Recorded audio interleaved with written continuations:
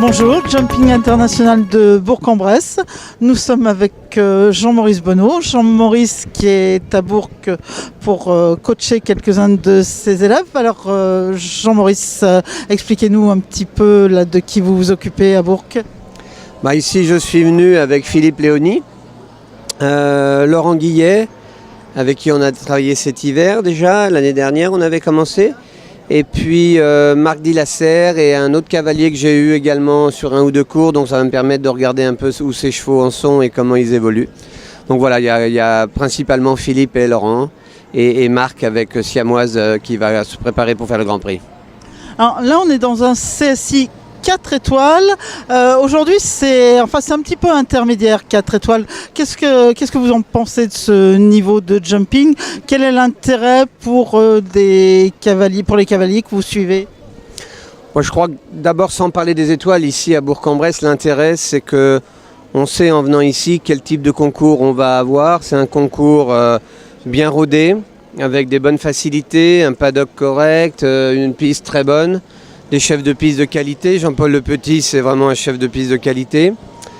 Ensuite, le niveau d'étoiles, ça va jouer sur la dotation, mais je dirais que pour les cavaliers, beaucoup de cavaliers qui sont ici, il y a plusieurs catégories. Il y a ceux qui sont dans le viseur de l'entraîneur de l'équipe de France, qui est là, Philippe Garda, qui est en observation. Il y a des gens comme numéro 1 mondial, donc c'est pas par hasard si Simon Deleuze vient ici, ça veut dire que le concours est un concours de qualité. Lui, il a amené des chevaux qui sont en développement. Et puis il y a des cavaliers régionaux, il y a des cavaliers qui ont moins l'occasion de se frotter à ce niveau-là et qui vont pouvoir justement se mesurer au meilleur. Donc on a, je pense, ces trois catégories de cavaliers qui vont s'affronter ce week-end. Les organisateurs donc envisagent l'année prochaine de déplacer le concours et en même temps d'adjoindre un CSI 2 étoiles. C'est une bonne formule, ça c'est quelque chose qu'on voit de plus en plus souvent. Est-ce que c'est vraiment utile? Qu'est-ce que vous en pensez? Oui, je crois que dans l'économie du sport, dans le business model d'un cavalier de concours de haut niveau, c'est important parfois d'être capable de venir sur des concours comme ça, soit avec des élèves, donc qui complètent le week-end, je dirais.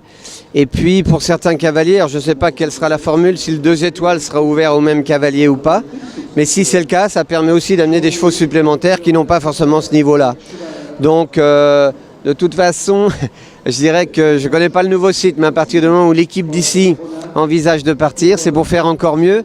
Mais je crois qu'on aura tous de grands souvenirs ici et que ça reste un concours aussi amical, c'est-à-dire qu'on connaît tout le monde et il y a à la fois un grand professionnalisme mais un côté amical, convivial que les gens aussi sont contents de retrouver là.